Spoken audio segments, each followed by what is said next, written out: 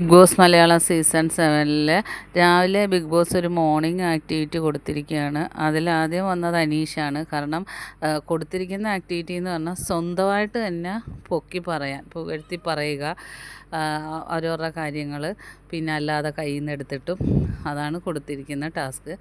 അനീഷ് പക്ഷേ അനീഷിൻ്റെ കാര്യങ്ങൾ മാത്രമാണ് പറയുന്നത്.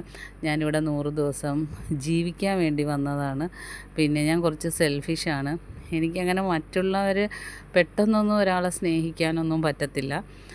അങ്ങനെ കാര്യങ്ങൾ പറഞ്ഞപ്പോൾ ബിഗ് ബോസ് പറഞ്ഞു, അനീഷ് കുറച്ചൊക്കെ പൊങ്ങച്ചം അനീഷ് എന്ന് പറയുന്നു. അനീഷ് പറഞ്ഞു, ബിഗ് ബോസ് എനിക്കറിയത്തില്ല പൊങ്ങച്ചം പറയാൻ, എനിക്ക് എൻ്റെ കാര്യം മാത്രം പറയാൻ അറിയുള്ളൂ എന്ന് പറയുന്നു.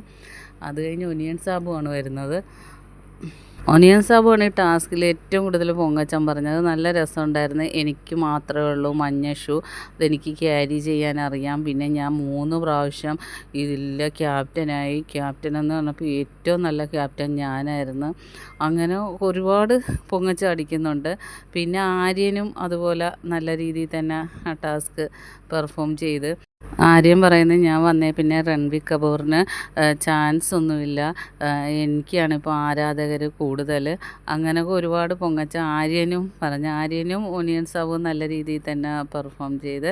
ബാക്കി അപ്ഡേറ്റുമായിട്ട് വീണ്ടും വരാം. എൻ്റെ ചാനലൊന്ന് സബ്സ്ക്രൈബ് ചെയ്യണം.